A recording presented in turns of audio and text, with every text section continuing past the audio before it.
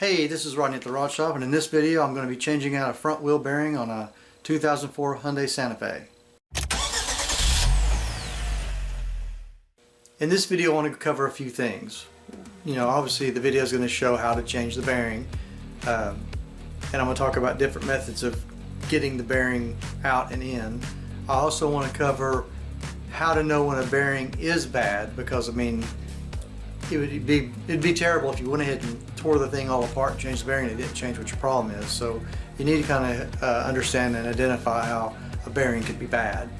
I'll mention a few things, at least on how a bearing could go bad, and I'm going to mention a different tool to use, which I'll do in a later video. So, and I also want to get your comments on what you think about using the tools and what method you think you would fit your skill set best.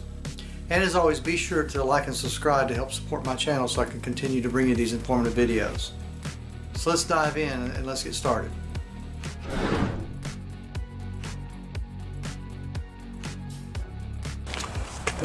Now if you don't have an impact gun, then you're going to have to use your breaker bar and the correct socket, which on this model they're 21mm lug nuts. Just have to break them free. Unless somebody has put it on there with an impact gun and you can't lift it, you can always step on it and break it free.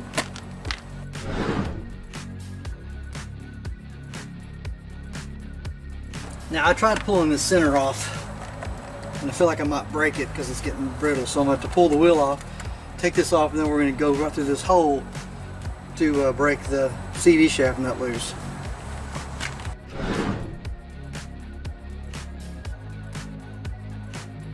The first thing you're going to want to do is to jack the car up, and you're going to want to use a jack stand. You don't want to just rely on the jack there in case the hydraulics go out or it just slips off or whatever. So what you're going to do is you're going to look for a good jack point. So there's your wheel. Come back at the control arm a little bit right there. Then you can see that big body mount. You're going to want to put the jack there and jack it up. And then you've got this huge subframe piece right here. So once you get it jacked up, you're going to want to put the jack stand on it. Or right underneath it. Set on that should hold it solid to keep it from slipping, falling off while you're underneath the car. Okay, got the jack right there on that point. The wheel is off the ground.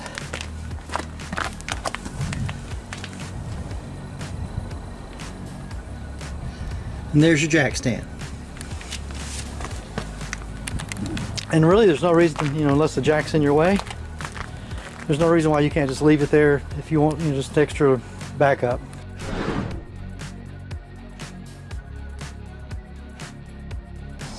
Okay, I took the wheel off and I took the center cap out of the wheel so I could come in here with a socket.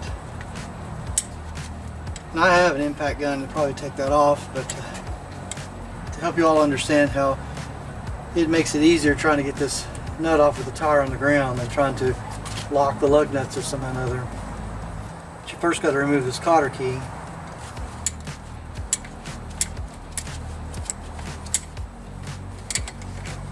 And if you can, replace it with a new one, even if it still looks good. Now I was just going to fit the socket, and just make sure I had the right one, which is 32mm.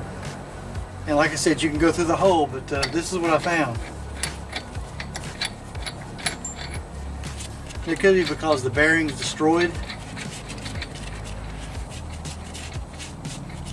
It'd be nice if I could just tighten it up and fix the problem, but I have my doubts about that. So normally we just come through the hole of the wheel and break it with the breaker bar.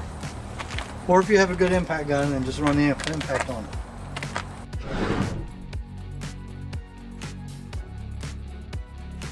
I jacked the driver's side up and went to do the top to bottom wiggle, and the wheel was practically like, it was like it wasn't even bolted on, it was wobbling loose. Here's what I found. You might think, well, there's a tie rod in, you know, because it's got slot this way. But the thing of it is, you can check that, but since it's flopping like this, it's telling me that the bearing is bad. I can see that the brake caliper is flopping around inside of the brake bracket. So that's one reason why the brakes are kind of making noises, because it's not stable. This is actually dangerous. Being this loose, the car drove straight when you let go of the steering wheel, never pulled. The steering was even responsive. But this right here is dangerous because it wouldn't take much of a rut or something in the road to steer you. And the real issue, what caused the whole issue, was the fact that whatever idiot, and I will say that proudly, he was an idiot, changed out the CV shaft and did not tighten the CV shaft nut, the big nut that you have to pull the cotter key out of. So if you've ever worked on one of these, any front wheel drive car, you'll know the CV shaft nut in the middle. It was totally loose. When I went to put my fingers on it, it was already loose. And this is a type of a bearing that has to have its full torque spec. In other words, I think this one on this was 160 or 180. I'll put the spec down into the description. But it has to be certain tightness so the bearing will try to come apart. It won't seat right. And somebody just finger tightened it and put a cotter key in it, thought they were done. And that's what tore the bearing up.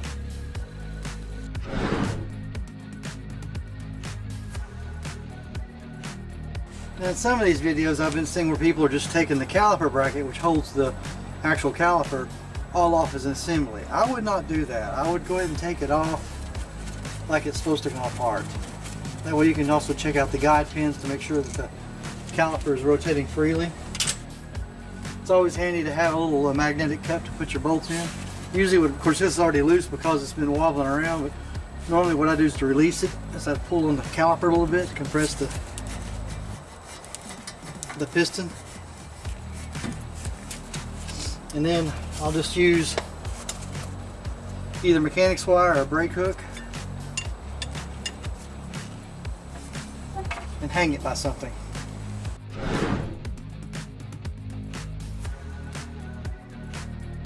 Instead of trying to kill yourself, you can either get a cheater pipe or you can just use your knee. And I don't know if I'm going to be able to get you to see this. Or you can stand, but you can use your knee to kind of push up and help you get in there and pull this. If it's really super tight, you step in and put your knee underneath it and push up, and that'll help break it free. If you're on the driver's side, because the bolts are going to have to go that way. Break it free. If you want to use an impact gun, then I suggest turning the wheel. Like I said, I'm trying to point out how you can do this in your driveway.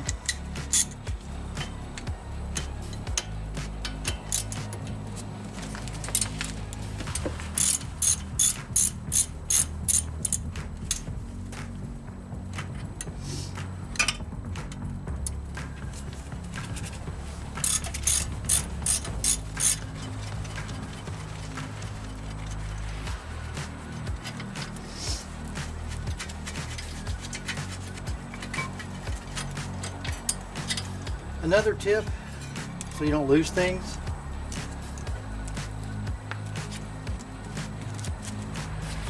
is you can just always put your bolts back where they came. Just putting my finger that way. If you want to keep up with your bolts or which hole they came out of, depends on how particular you are, you can just do it that way.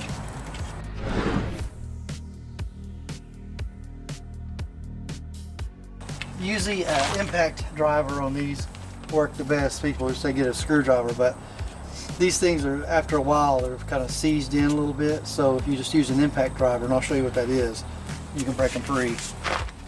Okay, for these, there's a lot of people in the videos that say just get your screwdriver. Well, unfortunately, these things are highly torqued from the heat and getting cold, and they get seized in there. Sometimes just the threads get seized.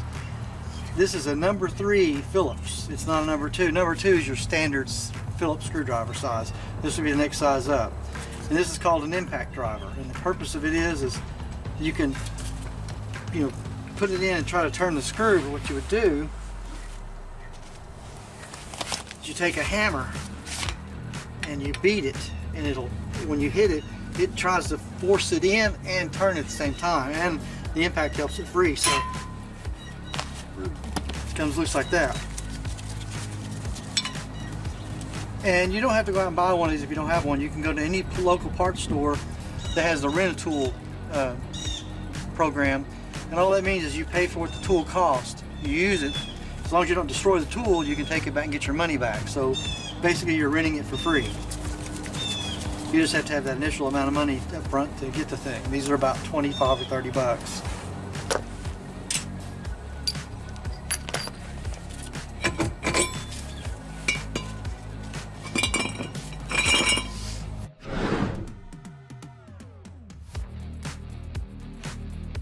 Now, the one thing I do like is they've got an opening back here in this dust shield, and it's only got one 10mm bolt.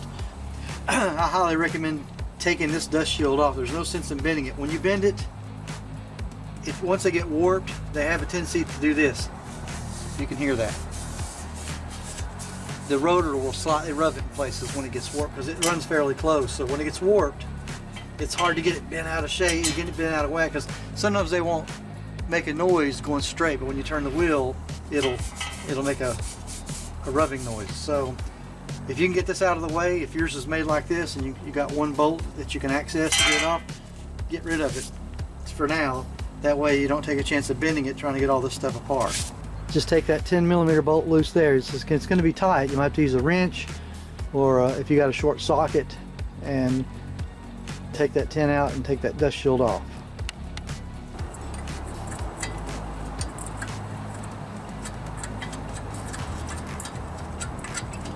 I found that an offset wrench can get in there just fine. I mean, you've got a limited amount of space, but a ratchet and stuff will bang into this.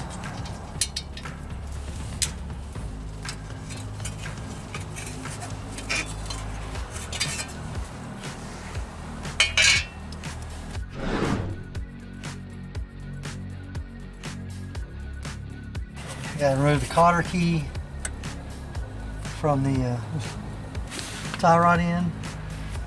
Sometimes when they're greasy or dirty, it's hard to tell how they're put together, or how they've been put in there rather. This one somebody just double turned it over, which that's fine as long as this thing hangs in there.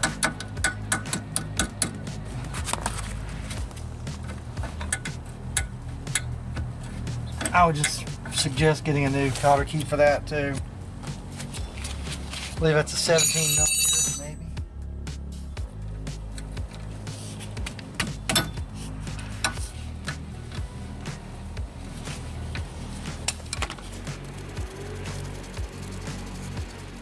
So if you've never removed a tie rod end before, your first thought might be, because even though you take the nut off, it's stuck, is to beat on that. I would not do that. There's a trick for it, and I'll show you how to do it. You can use this, they make a joint spreader. The reason why I try not to use those is because it can go in here and cut the boot while you're trying to take it apart. What you're going to do is you're going to beat on this rounded edge, and what that's going to do is it's going to slightly out around that hole. I mean, we're talking minuscule, it's not going to hurt anything. It'll out around it for just a second and make that pop loose.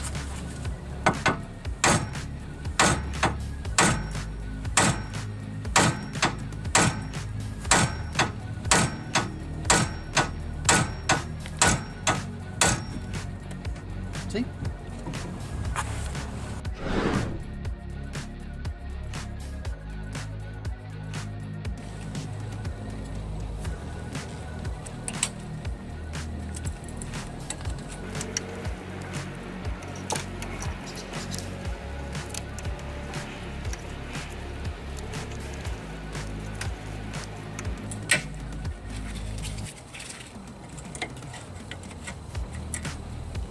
And that's 17mm. I'm going to use my impact on this, but you just use a breaker bar and a wrench if you need to break it free.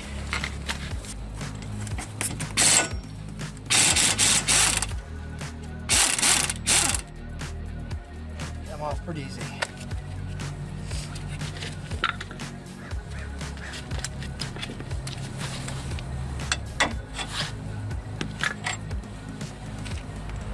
remember what direction it went in. So it goes to the front to the back.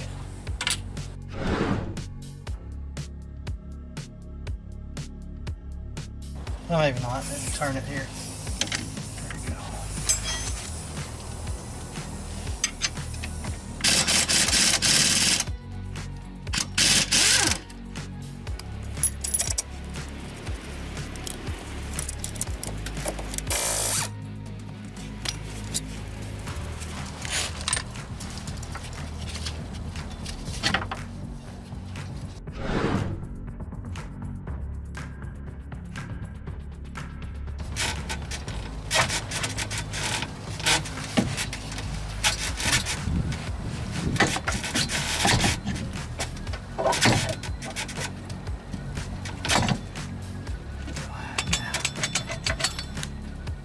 What do you know?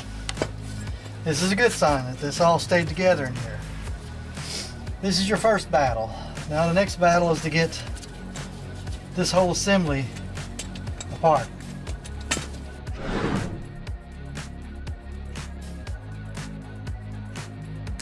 Now in this video I'm going to show you, like so many of the other videos out there on pressed in bearings, how to change it like the other ones do, although I'm going to do a few things different, and I'm going to make some notes that you need to pay attention to.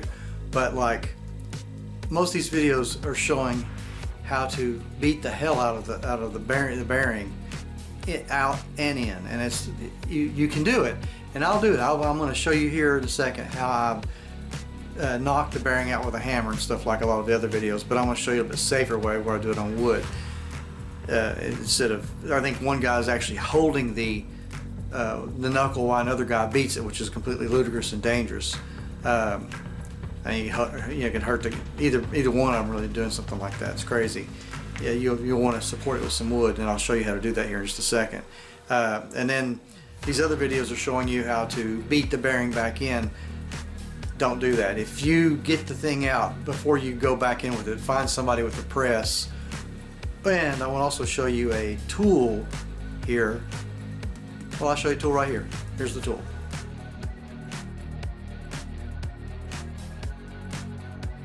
This tool actually is designed to press the bearing out and press it in. And I'm going to do another video on on the same vehicle, changing out the other bearing with this tool.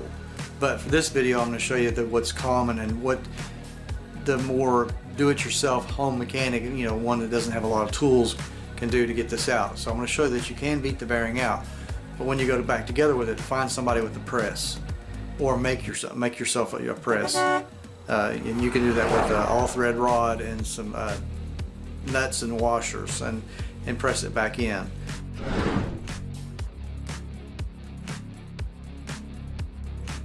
Now the next thing to do is to drive that out. You could try to use a press to take this out with. You'll want to probably press it back together, but the way that's made, it's going to be hard to get something in behind to hold it. So I found if you just get you some 6x6 blocks, now this is always going to slip on this side over here because it's at an angle, but these are actually caught on the lips. We get you a 30mm socket, or somewhere equivalent.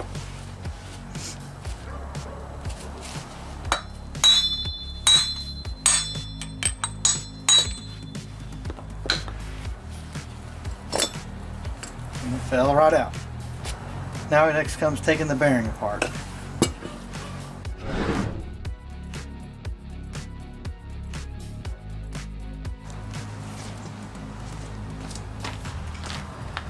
Now there's a big snap ring that goes in here, and you can use these type of pliers, which I wouldn't recommend, but it can catch it.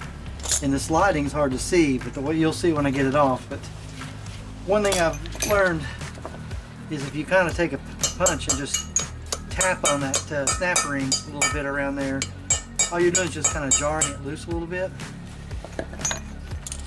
And you should be able to take a pair of needle nose pliers.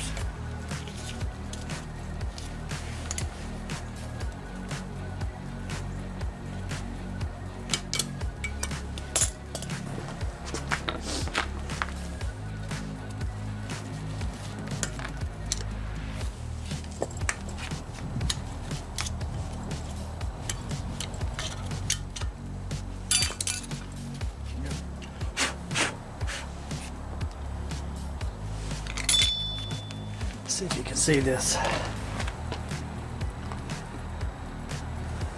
You're going to want to catch it in these little spots right there and just pull it in.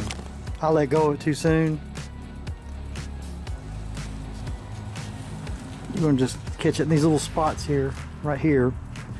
Catch it and squeeze it in. I let go of it too soon, and that caused it to have to work with the screwdrivers, but your bearing should come with a new one. If not, just clean this one up and reuse it, unless it's bent or damaged. If it's damaged in any kind of way, do not trust it and get a new one. I'm going to try driving it out for those that don't have to press. But I do not recommend driving the new bearing in because you can damage it. The old one we don't care about. I'm going to point out there's no clip on this side. This is just, it's designed for the bearing to butt up against it. So you only have one clip and it comes out the direction you took the clip out. And looking at it, I've drove it down probably a whole 1/8 of an inch. So you can see it's going to be a fun job.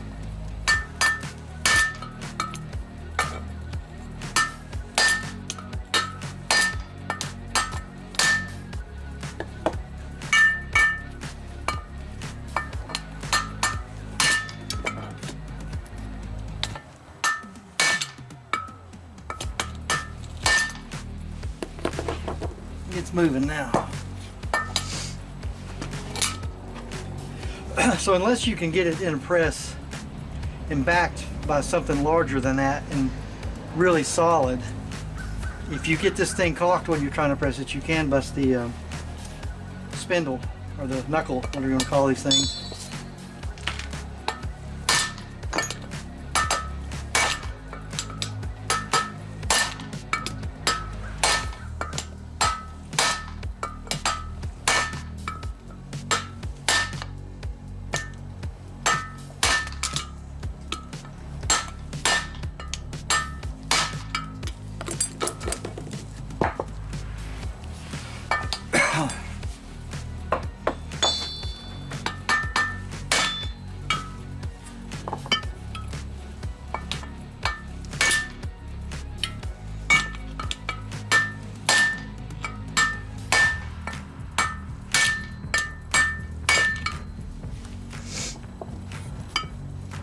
Two people would be good. One can kind of keep it from bouncing around on your blocks.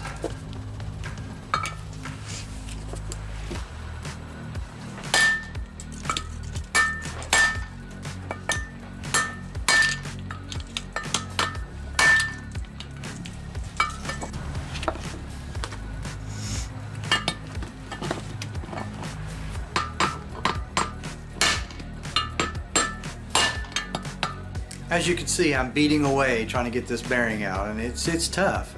You know, that's where a press or this bearing installer removal tool comes in handy as well. But because if you hit that knuckle in the wrong place, you can mess it up, and you'll have to get a whole new knuckle and everything. So if you are going to beat it, you're going to have to be very careful with it and use 2 hammers. On a professional level, I'd always go with a press or a tool, some type of tool designed to do this. That way you reduce the risk of damaging your knuckle and having to go to a junkyard or get online and order one.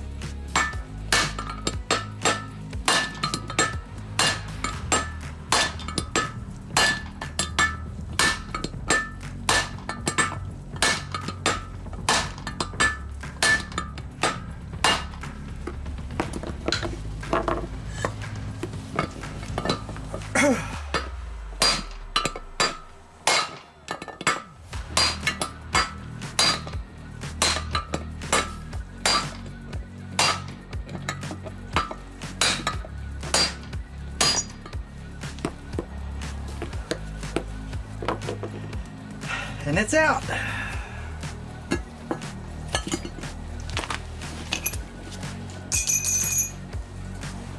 Okay. The next thing we're going to do is going to clean all this up. Wire brush all this in here.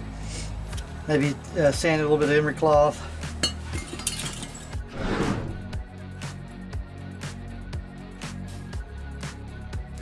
The hub, which is this picture here,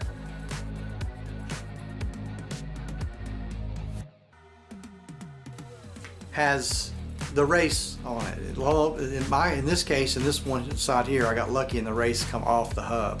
But usually it stays on the hub. And there's other videos of showing where people use the cutoff tool to cut the race off.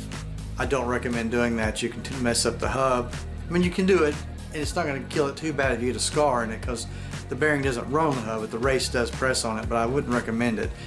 Actually, and I'll put the link down in the description. I'm going to show a picture here.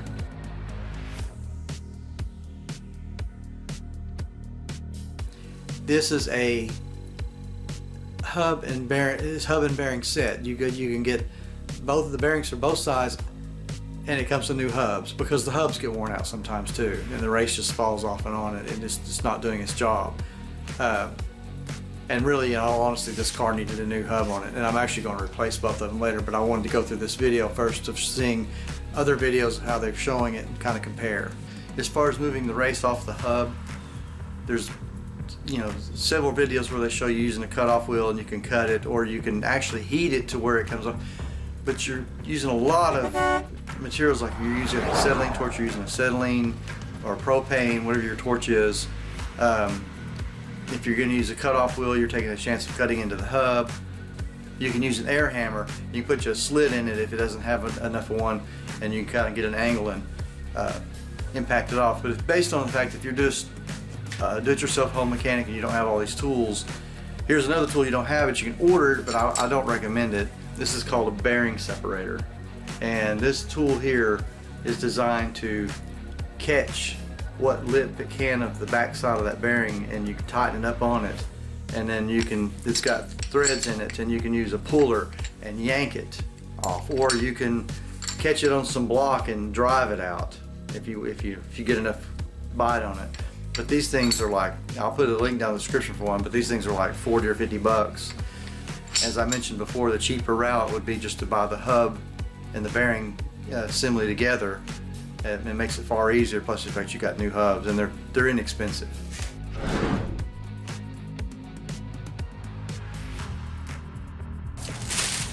Now, I drove the bearing in a little bit with my hand, and it went down just fine, but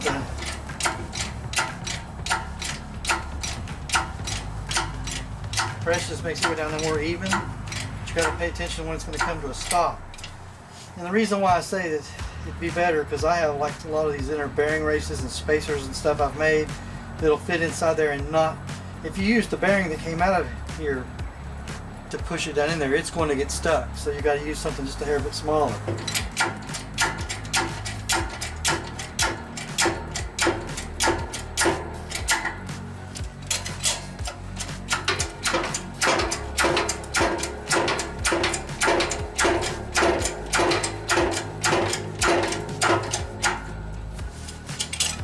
Bottom out again.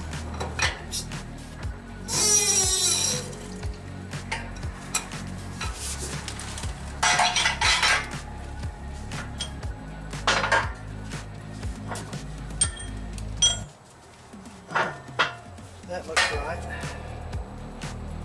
It's bottomed out. So it turns good. It's now time to put that clip in and put her back together.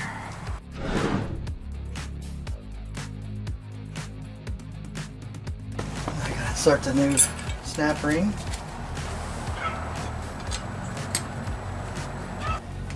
Well, you know, the battery died when I was putting this clip in, but all I did is take these needle nose pliers and squeeze it,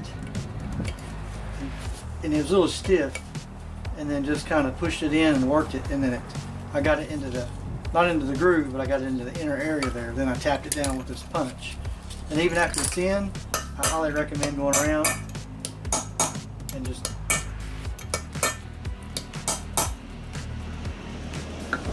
punching it down to make sure it's in. Then it doesn't hurt to make sure it's in that groove. And that's a stout snap ring, so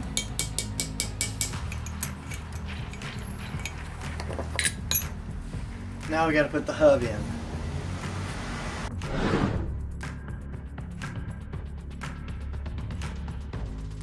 I cleaned it up. It looks like it's spun though inside. At one point it looks like it's been destroyed inside the bearing. wasn't the one I pulled off, so I'm not sure what exactly happened there. But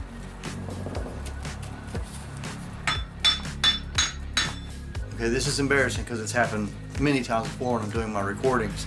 Unfortunately, since I do my videos by myself, I'm not on the other end of the camera to see when the battery's low or the camera quits recording. And one of my cameras ran out of juice, so I switched over to another camera, not realizing its battery was almost dead too. So anyways, to the part of putting the hub in, you see I had those 6x6 blocks. I just stuck a 6x6 block up on its end, and I took 2 of these. These are just bearing races. Now you can use another block of wood that's small enough that what you're going to do is catch the bottom. If this is the bottom of the hub assembly, and I'll show you right here.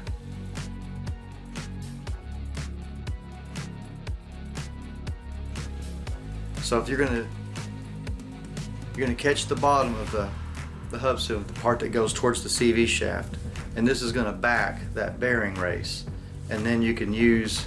And this is if you're going to drive it. And I'm still doing this based on the fact that you're using, other than pressing that bearing in with the press, this is pretty much based on hitting everything with a hammer. So you'll back the back of the race up, the back side of the knuckle, and you'll put this against the race, and then you'll set the hub itself and center it up, and then just tap it down into the bearing race. You'll have to back it or it'll knock the race out of the new bearing. I mean, you can put it right back in, but there's no point in that. But there's also a better method, which I will show later on another video, but I'll show you now, that you can make one from home if you just go down to the hardware store or something and pick up some all-thread rod. I don't have the washers, but let's say this is the actual tool for installing the bearing and everything, and the hub as well. But let's just pretend this is an all-thread rod. You want to get, at least 3/4 inch thick, 3/4 in diameter all-thread rod, and you get some big nuts, and you get several washers on each side.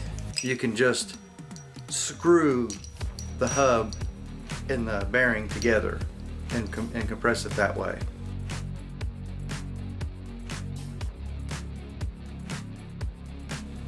At least enough to once you get it so far in, if you're having difficulties with it, once you set the knuckle back up on there, the CV shaft will stick far enough through that you can use the nut to pull it the rest of the way together. Like I said, the specs for the hub bearing torque is down there. I think it's 180 or 188 foot-pounds. You got to torque it to. That seats the bearing and the hub together, and you have to do that, or you'll have the problem that this vehicle did, where the bearing goes bad because the idiot let the nut loose and didn't tighten it down at all.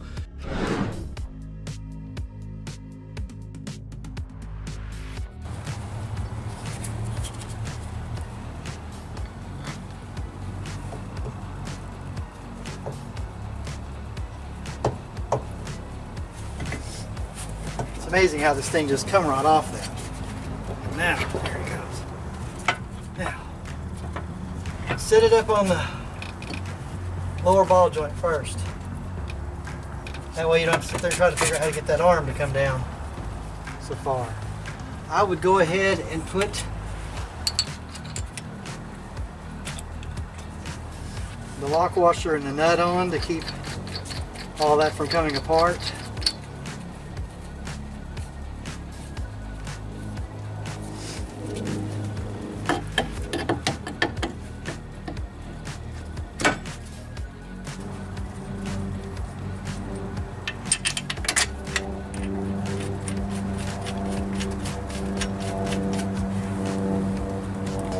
These struts, for some reason, on this car just do not have any.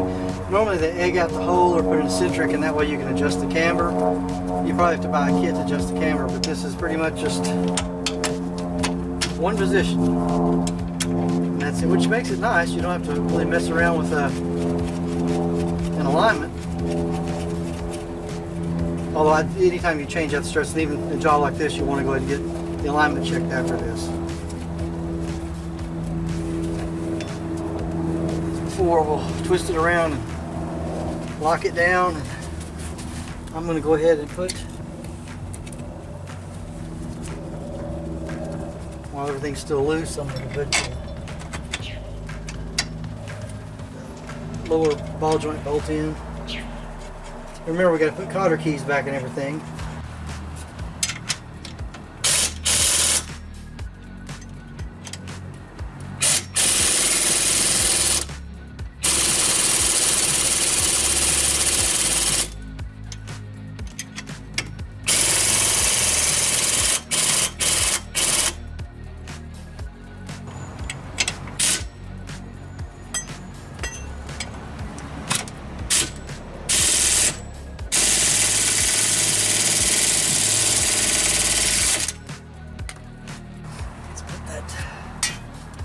that shield back on.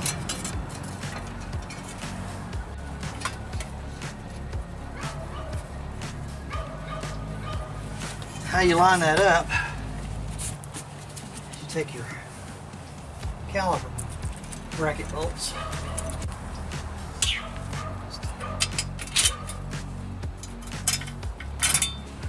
stick them in there for guide. That's not the right direction to go, but that's just to get it to hold in position while I tighten these. I will put all the torque specs for all these bolts down in the description. I'm going to go back and retorque these. But right now I just want to show you how to get it together, then I'll go back and torque it and save you the time. The way they made these, it only fits on one way. You have to get your screw holes lined up. Look like they put it next to a stud. Now, if you don't have these screws, it's not the end of the world. Because your wheels actually holds it on. These just help as far as assembly. This was so messed up, I don't know if I need to get it. I'm gonna have to tighten up after I get everything back on together.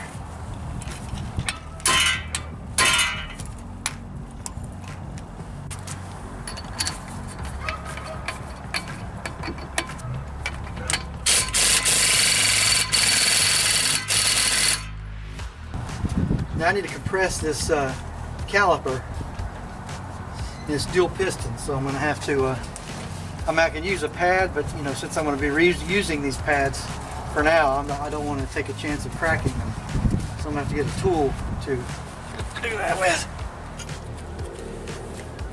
I've got a tool for doing this, but I'm going to try to do it this way to show you all. Now, if you've got one of these, or if you got a pair of channel locks, because it doesn't have to be compressed excessively. And you can do the same with channel lock. And honestly, just do that too. I'll show you doing channel locks.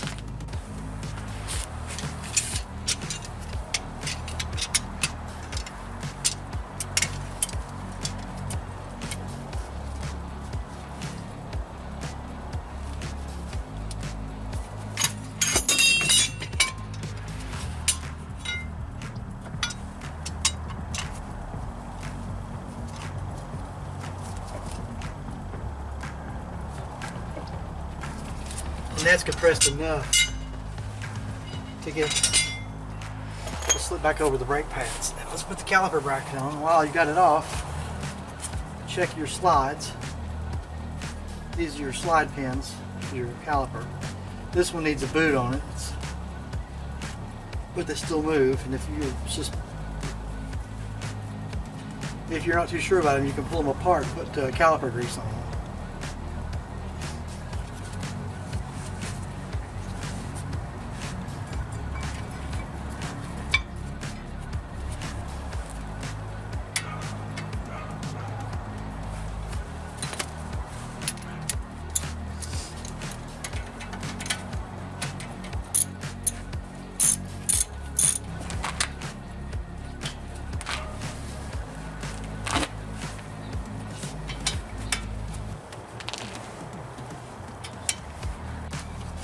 Let's look at that. Now we can get this too while we're at it.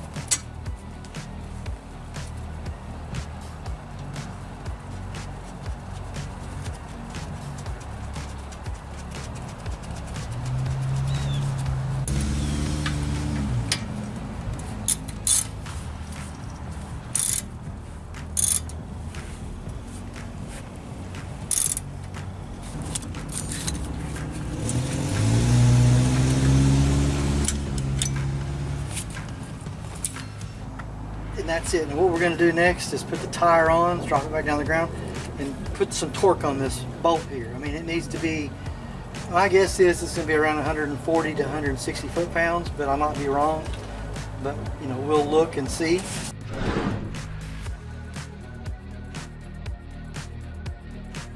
So your first question might be, how do you know when a wheel bearing is bad?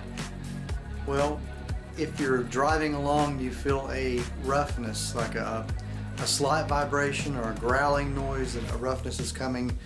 If it is a front wheel bearing, that is. A rear one can be bad as well. If it is the front wheel bearing, you can feel a growling, and when I say feel it, you're hearing a growling, but you're feeling it too. You'll feel it in the steering wheel. A little bit of a roughness, a vibration. You may, if it's one, the chances of both wheel bearings going exactly bad at the same time are not common. However, when it's time to change a wheel bearing, you want to change both right and left. You know, it's not a good idea to change one and not change the other, because if one's going bad, it's probably just around the corner the other one's going bad. So I have a post, and I'll put the post down linked, to always change your parts out in pairs or sets. Like, you don't just, you wouldn't want to go buy one tire, and you wouldn't want to, you know, it's not really even a good idea to buy two tires. I know if you're tight on money, sometimes you have to do what you got to do, but usually you buy a set of tires. It's like you wouldn't, it'd be idiotic to change the brake pads and a rotor on one side and not the other. And bearings, that applies to bearings as well. So always change them out, at least in pairs, if not sets. But anyways, back to that. You'll feel, like I said, you'll feel a roughness. You'll hear a roughness. If it's a front wheel bearing, it's going to be, you're going to feel it in the steering wheel. If it's a rear wheel bearing, more than likely you're going to feel it in your butt, in the seat, or your feet. And so those are things you could look for if you're kind of curious. And usually high mileage. I mean, wheel bearings last, factory ones usually last near 100,000 miles. I mean, very rarely do they go out in 30 or 40,000. Not that they can't, but a factory wheel bearing about on any car is going to last at least 100,000 miles, if not more.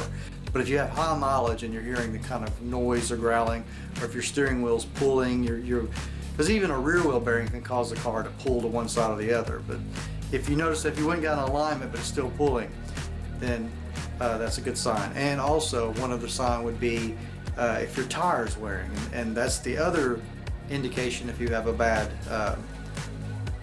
wheel bearings. If you got the tire jacked up on the front, or even or any of them, if you got any tire jacked up off the ground, and you grab hold of it top and bottom and wiggle it, if you can wiggle the tire top to bottom like that, not side to side, that could be like a tie rod in or whatever. Even if you're wiggling it top to bottom like that, that could be a ball joint. But more than likely, if it's just flopping loose, that's the wheel bearing, and that can cause tire wear, and it won't be aligned correctly.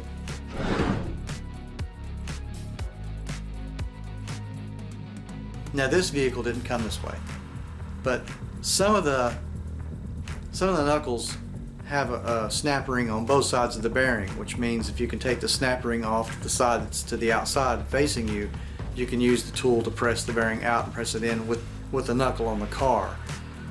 You probably could still do it with the snap ring in the back, but I will be honest with you, the snap ring is kind of a pain to get in and out, and it would just be easier if the knuckle's off. Just for a note on alignment. So you might be thinking, well, if I have to take the knuckle off, I'll throw the alignment off. Most of the Santa Fe's around this year do not have adjustable cambers. In other words, the strut, two holes in the strut are straight through holes. Neither one of them are eccentric or egged out, so that means the spindle or the knuckle can't be shifted to change your camber. You bolt it and it's done. So there is no alignment. I will say this, if you've had any alignment done to it and wasn't aware that the wheel bearing was bad, you probably want to get the alignment checked anyways. Tell me what you think. Do you think the bending the hell out of it method is the best method to go, or get a press, or find somebody with a press, or actually get the installer tool? Which one do you think would be the best bet? I mean, I personally think that the installer removal tool is your best bet, because like I said, if you have a snap ring to the outside, you can just do it without having to dismantle a whole bunch of stuff. It makes it quicker, easier, and you're going to get the bearing pressed in really easily. Also, tell me what you think.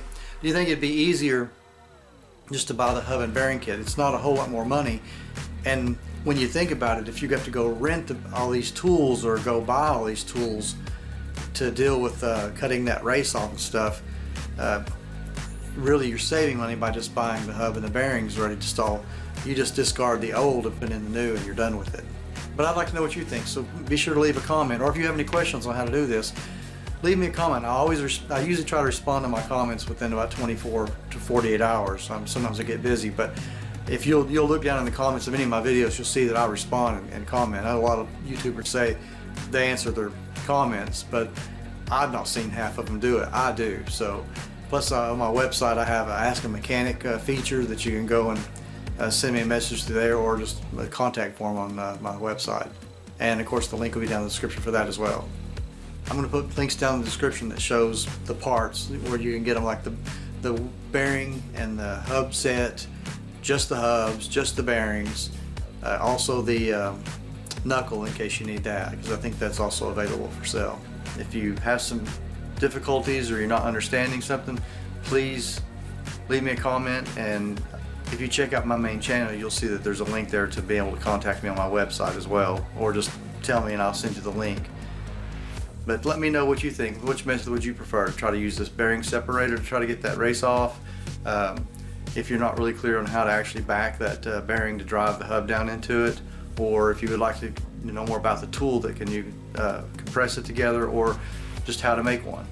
So that's it on this video on how to do it the way it's been normally shown. Be sure to look for the other video on where I use the bearing installer removal tool to see how to do that and see how much easier it is. So be on the lookout for that video when it comes out. So I hope you found this video helpful, and if you did, be sure to like and subscribe, and always check back because I'm always working on something crazy. See you in the next one.